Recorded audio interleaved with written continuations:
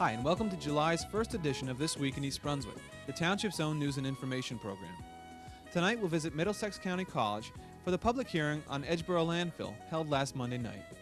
We'll hear from East Brunswick's new Director of Recreation and Parks, Judith Lebline, then from Karen Burke and Dolly Vasta, who will share their ideas for an exciting 4th of July. John Meggiolaro speaks with the Sandpipers swim coach from the community beach, and from the beach we're off to the Cornelius Lau House for the 10th annual juried exhibition by the Artists League of Central New Jersey. Tonight's comment on the Constitution will be presented by Randy Winter. And Jim Muzikowski, Program Director for the East Brunswick Foundation for the Developmentally Disabled, will provide information about this newly formed organization. Our regular features will include a visit to the County Agricultural Agent's Garden, health facts with tips on how to beat food addictions from Dr. Robert Karlin, and Adrian Eisner with advice on planning a vacation on Consumer Aware. First, here's a look at what's up on Channel 8 next week. Monday morning at 10 o'clock, Lenore Kulik involves senior citizens in exercise on Look Great, Feel Great.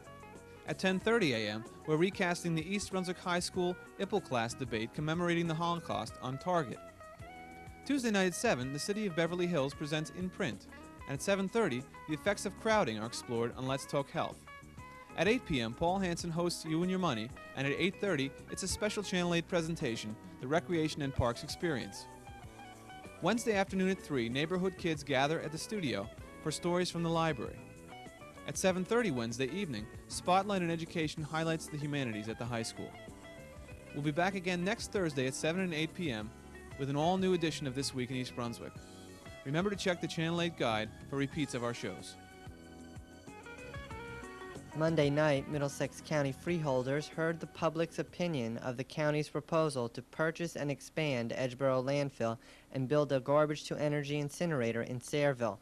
About 1,000 county residents, mostly from Sayreville and East Brunswick, attended the hearing. Though most of the speakers vehemently opposed the plan, some supported the freeholders' decision. Johnson & Johnson Corporation, other local businesses, the Solid Waste Advisory Commission, and the county's Chamber of Commerce came out in favor of the plan. But residents and politicians from Sayreville, South River, and East Brunswick pointed out its short-sightedness. Acting as mayor of East Brunswick, Township Administrator Gregory Fehrenbach told the freeholders that East Brunswick has already served its duty as a county and state's trash receptacle.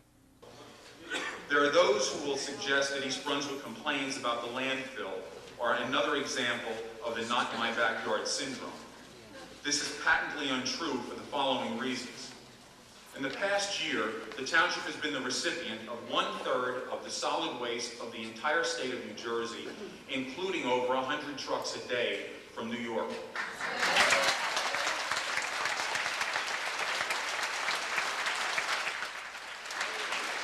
Because of the overburdened conditions at the landfill, residents of East Brunswick, South River, and Sayreville have been forced to breathe foul air, stay indoors when they would much rather be outside.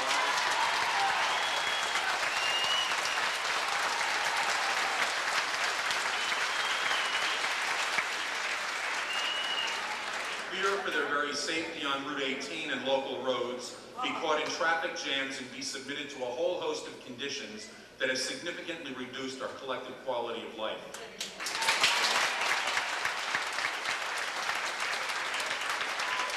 In addition to handling the solid waste of our fellow Middlesex County residents, for about the last 30 years, we have played host to the patrician waste of Somerset, Morris, and Union counties over the past 3 or more years.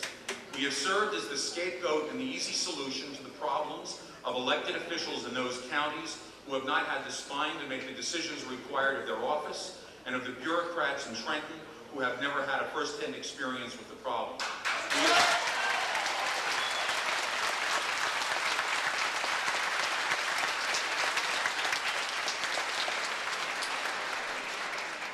We have served all of you as the easy way out, in lieu of making the tough, responsible decisions that would have averted the present crisis. In summary, we have paid our dues. We have satisfied our brotherly responsibilities, not only to those of our fellow Middlesex County communities, but also to 1/3 of the entire state. We have done our part. It has been suggested that one cannot complain about a location if one cannot have alternatives. It is not our place to provide the alternatives. It is the responsibility of the Board of Chosen Freeholders under the Solid Waste Management Act to do this. However, the Board of Freeholders have already been provided with the alternatives. They exist in a report entitled Middlesex County Landfill Siting Study, dated April 1987 by Malcolm Perney. As I said before, we have paid our dues, we have satisfied our responsibilities, we have literally been dumped upon long enough. Enough is enough. East Brunswick will no longer willingly accept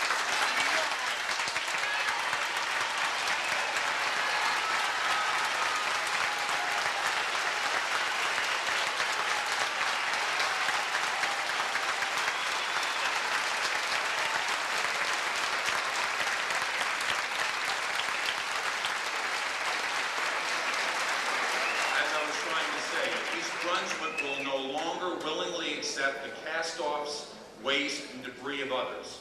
Place the landfill where your consultants recommended, not where political, economic, and associational expediency direct.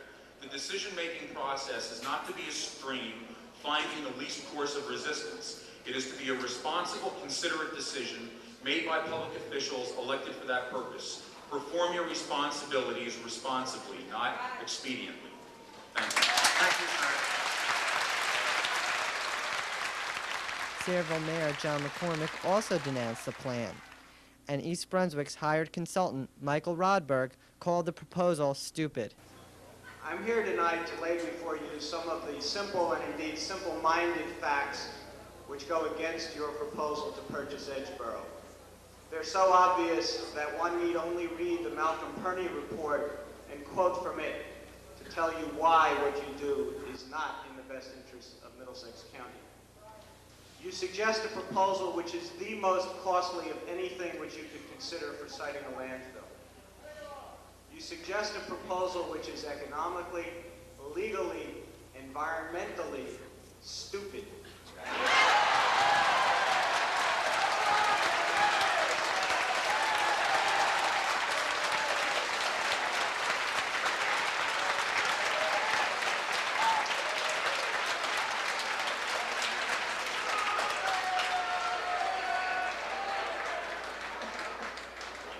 To remind you of a few things in your own consultant's report, Edgeboro is a 315-acre site.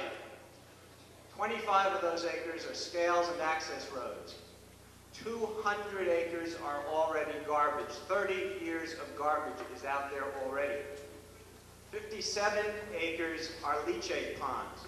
A leachate pond is another name for garbage soup. That leaves 33 acres of actual land. You're going to acquire 200 acres of garbage, 57 acres of garbage soup, so you can have 33 acres of land. That is a trade-off which I think makes no sense at all. With a science degree from MIT and a law degree from Harvard, Rodberg was only one of several East Brunswick consultants to speak. Now the freeholders will review the mass of public statements. A vote in favor of the proposal would expand Edgeboro landfill for solid waste and incinerator ash, turn the Raritan River into a barge route for the so-called toxic ash, and designate land near the riverbank in Sayreville for the construction of a garbage incinerator. Hi, I'm Judith Lebline, Director of Recreation and Parks for the Township of East Brunswick. Today starts the celebration of July is Parks and Recreation Month all around the country and especially here in East Brunswick. Mayor Fox has officially proclaimed July as Parks and Recreation Month, and we have a great many activities planned for you.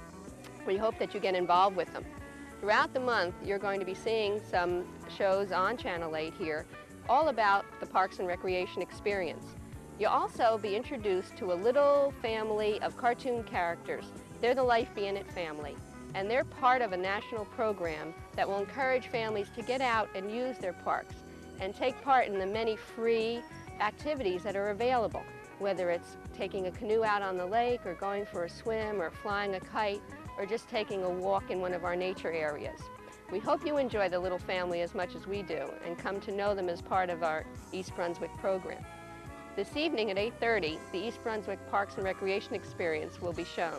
It's all about what we do here in our Parks Department and our Recreation and Aging divisions. We hope you enjoy it. We're very proud of what we do, and we know that you enjoy it. So get out there, be in it today, live more of your life. Walking the country on a Sunday afternoon. Go fly a kite or take a stroll beneath the moon. Throw a dart, look at art. It's good for the heart. Be in it today, live more of your life. A message from the NRPA and your local Recreation and Park Agency. Hi, I'm Dolly Best, Arts Coordinator for East Brunswick, And I'm Karen Burke, Manager of Recreation for the Township. otherwise known as the Frick and Frack of the concert and beach world. And the flag in back of us is definitely there for a reason, because we wanted to remind you of July 4th. Take it, Karen. Well, this Saturday at 7 o'clock we begin entertainment by the Jumbo String Band at the Middlesex County Fairgrounds on Cranberry Road. And what next? We have vendors, and they will sell all kinds of food and special articles. And Right. We have flags, balloons, and at 9:10 or 9:15. about 9:15 normally. Why, you're going to see a great display of fireworks. So we're urging all of you to come out with your families, but bring them early. Come up about maybe 6 o'clock, because the vendors will be there early. Listen, Mom, I've got a greater idea. Listen, what you do is you don't feed them supper. You just bring them straight up to the fairgrounds. What do you think of that? I think it's a great idea, so we'll see you there. We'll be there early, so come on Right. out. Say hi. Bye. Listen, I still have sand in my shoes. Do you know that? That's the breaks. Now let's join John Meggiolaro at the community beach for a look at the Sandpipers Swim Club.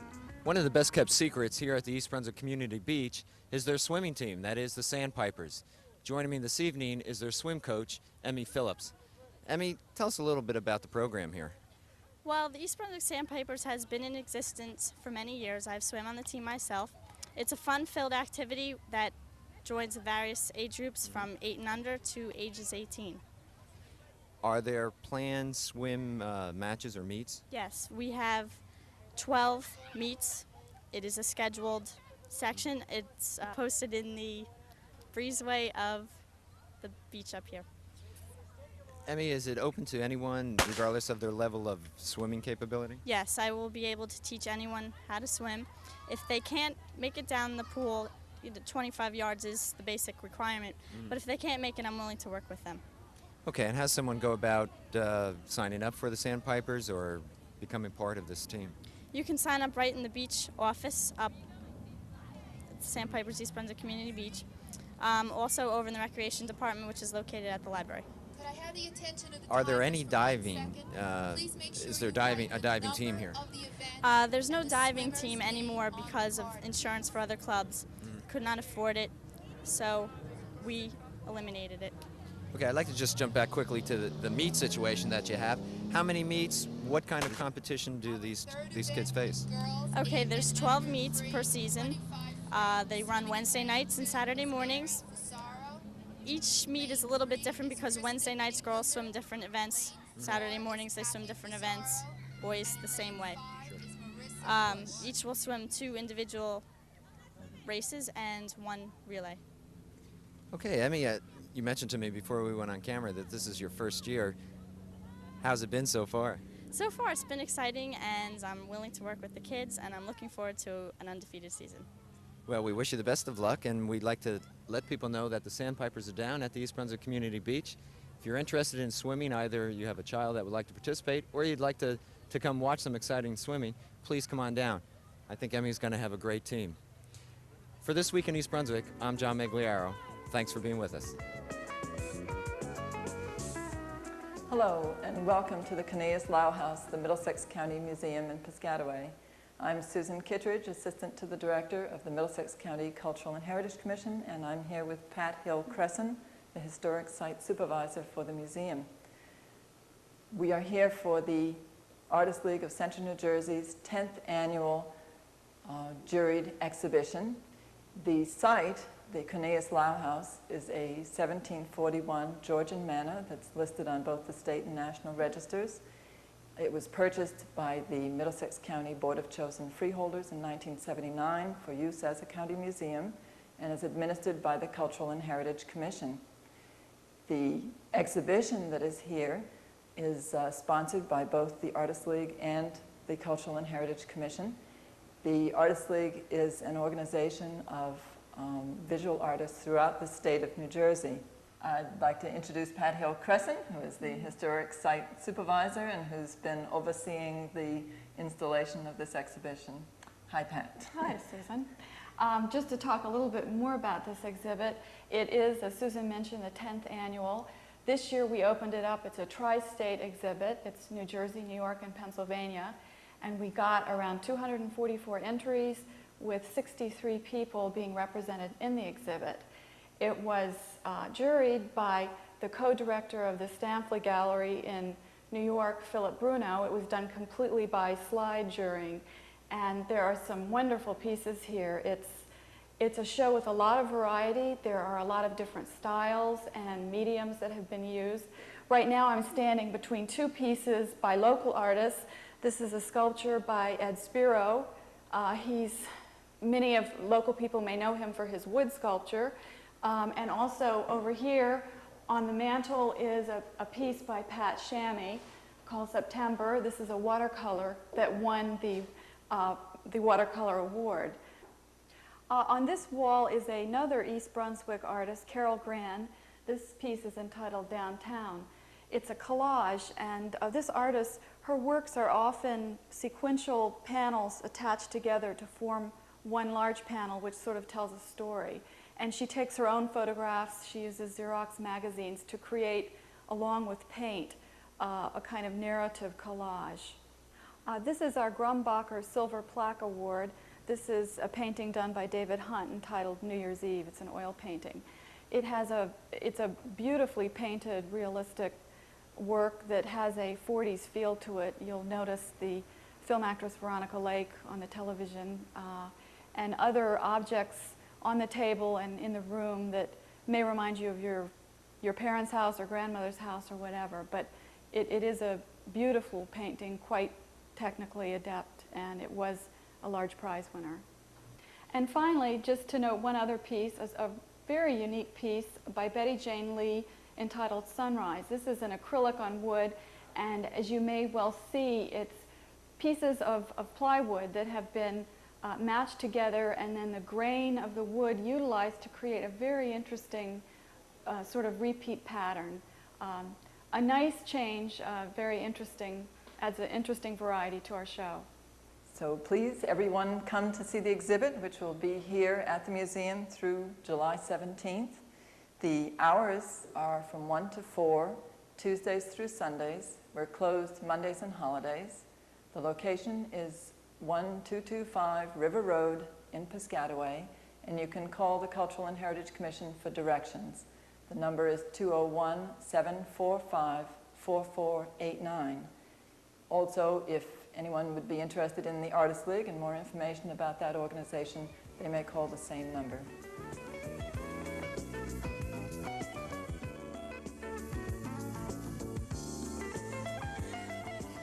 Hi, my name is Randy Winter, and I'm a freshman at Churchill Junior High School. I'll be bringing you this week's comment on the Constitution. David Brearley was born June 11, 1745, and was one of 5 children born to David and Mary Clark Brearley.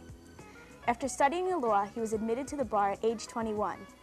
He began practicing law in Allentown, New Jersey, and in the same year, 1767, he married Elizabeth Mullen and had 4 children before the time she died in 1777. Brearley became an outspoken patriot during the time of the Revolution. He was appointed captain of the New Jersey Militia in 1776 and was promoted to lieutenant colonel of the 4th New Jersey Regiment. He resigned his Army commission at age 30 and took office as the state's highest justice. One of Brearley's most famous rulings helped establish the power of the Supreme Court to decide whether a law is unconstitutional. By gaining popularity as Chief Justice, Brearley was 3 times presented as a candidate for governor. Each time he was defeated by William Livingston, who had guided New Jersey's fortune throughout the Revolutionary War. New Jersey was the first state to elect delegates to the National Convention and to revise the Articles of Confederation. Brearley was the first elected to the New Jersey's delegation. He favored erasing all boundaries and making new partitions of the whole. Though his proposal was never seriously discussed, Brearley was satisfied with the divisions of the two houses of Congress. David Brearley signed the Constitution along with the other delegates from New Jersey. Hello, my name is Jim Muzikowski, and I'm the Program Director of the newly established East Brunswick Foundation for the Developmentally Disabled. This summer, we're going to run our first annual evening recreation program for developmentally disabled adults. To our knowledge, this program is the first of its kind in Middlesex County. The program will be run at Weber School, which is at the corner of Hardenberg Lane and Riva Avenue, directly across from Bicentennial Park. Some of the programs that we will offer include music therapy, co-ed gymnastics, art expression, bicycle repair and safety, August evening swim, wildlife experience, computer literacy, and community experience. Part of the community experience activities will be bowling, miniature golf, a play at the Forum Theater in Metuchen, and also a trip to a Mets or Yankees game, depending upon our participants' choice. If you know anyone who is developmentally disabled or their families, please give them our number, which is 390-5011, and tell them about our program. The program will be professionally supervised and is offered absolutely free of charge thanks to a grant provided by East Brunswick Township, Mayor William Fox, and a town council. Thank you for your time, and again, our number is 390-5011. If you know anyone who's interested in participating in our program, please let them know. Thank you. Hi, this is Peggy Ballister-Howells, Middlesex County Agricultural Agent, and today we're going to talk about carrots. But the principles that we're going to discuss really apply to a wide variety of vegetables. When you plant a lot more seeds than you actually want plants. There's an old saying, it's an Indian saying, that you plant one for the crow, one for the thief, 2 to die, and 1 to grow. And we have a lot more carrots here than we actually want to grow. So the first thing you have to do is thin them. And the idea of thinning is to allow each plant to have sufficient amount of space so it can grow and grow into the plant and develop the root or whatever else it is that it's going to be the edible part of the plant. Now you can see that right here they're really packed in. With many things you can just cut them out, and you would use a very sharp scissors. And the advantage to cutting, or you can pinch with your fingernails, is that it doesn't disturb the roots. When you actually pull something, like let's say we'll pull one of these out over here, you see, you get the root, but you also disturb the ones that are growing nearby. So you tug on this, and you see you got 2 instead of 1, and this one's kind of a little flopped over here now, so that's not such an advantage. But if you just trim them, you can go in with a scissors and carefully just snip out the ones that you don't want. With carrots, I generally leave about 4 inches, between 3 or 4 inches in between. Now see, here's 2 that are growing very close together. You can just snip them out, and you much less destructive to the roots of the ones you want to keep. But carrots have an advantage that a lot of other little seedlings don't, and that is they can be transplanted. So over here we have a little space. The seeds didn't germinate very well in this spot, and over here we have a clump. Now what I'm going to do is dig out the clump,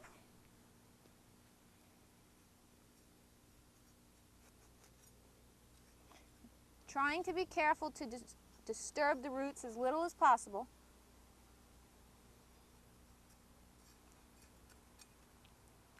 Break it apart gently.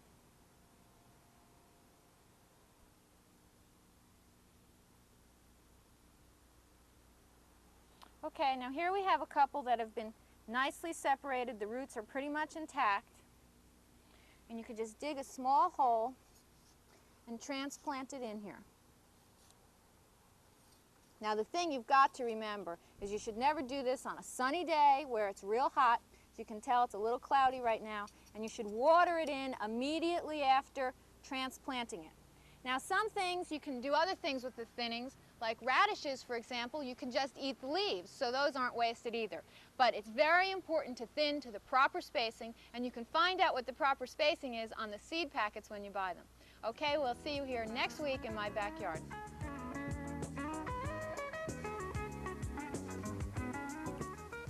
There are three major groups of disorders which cause untold suffering to people for psychological and biochemical reasons that we study in psychology.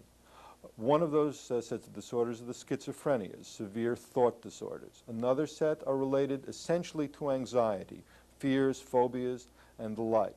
The third set have to do with affective or emotional disorders. These are things like depression, manic depression, and interestingly enough, some of the obsessive-compulsive disorders and panic attacks or agoraphobia. You would think that panic attacks would be more related to the anxiety syndromes, but in fact, if anything, they turn out to be just as much or more related to the affective disorders. The key to the affective disorders is that they are curable illnesses. Let's talk about depression, probably the most common of these and the one most people experience. In fact, depression has both biochemical and psychological factors involved in it, in its genesis, in its etiology, and in its cure. Now, most of us get discouraged on occasion, and that discouragement is a proper response to an environment which is not always kind to us. The world doesn't have the habit of being lovely to us all the time, and we can get discouraged on occasion. I'm not talking about discouragement here. Discouragement is an appropriate response to a negative environment. Rather, I'm talking about feelings of sadness, self-doubt, irritability, feeling down and miserable, when in fact the environment may be relatively pleasant. The key to the affective disorders, depression and mania, is that emotions are not responsive to the environment. You feel down even when you should be feeling good, and you feel down when you should be feeling bad. Your emotions do not respond to the environment. Keys to depression, things that should make you take notice, are an increase in irritability, waking up earlier in the morning than you usually do and being tired in the late afternoon, and a change in your eating habits, either a real lack of appetite or a need to overeat in order to comfort yourself. How can these things be helped? There are biochemical means. Some of the miracle drugs of 20th century psychiatry have to do with the treatment of depression. In addition, there are psychological procedures, specifically the cognitive therapy of depression, a modern treatment that's been developed at the University of Pennsylvania and is becoming current all across the country. With these kinds of aids, people can recover from depression. If you feel depressed, get help. Depression is a curable illness. I'm Dr. Robert Karlin, and this has been Health Facts.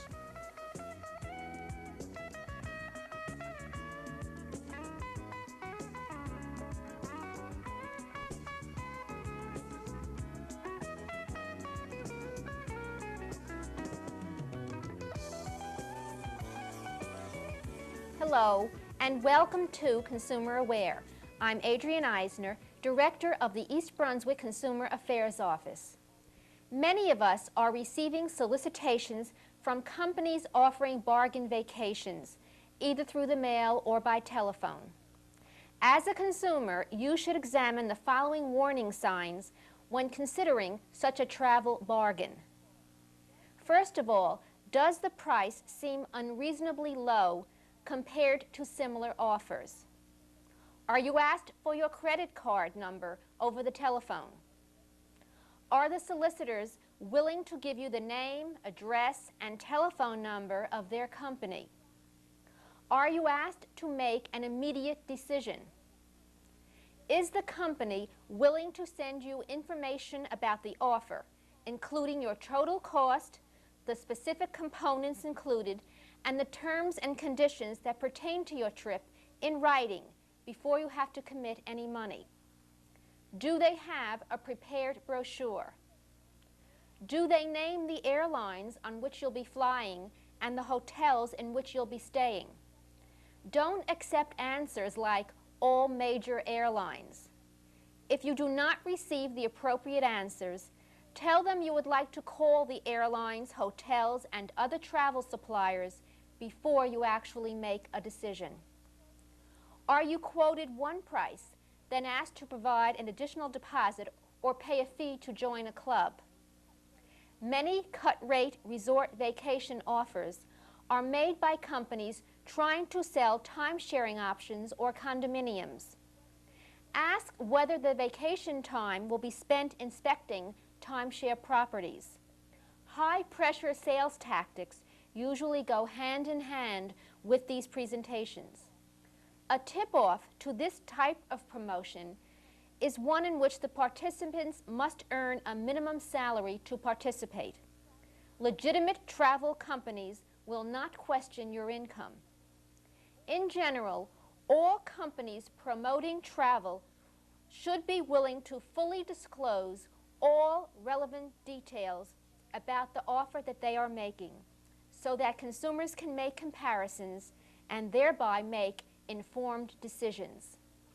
If we can be of further assistance to you, if you have additional questions, please contact us at the East Brunswick Consumer Affairs Office.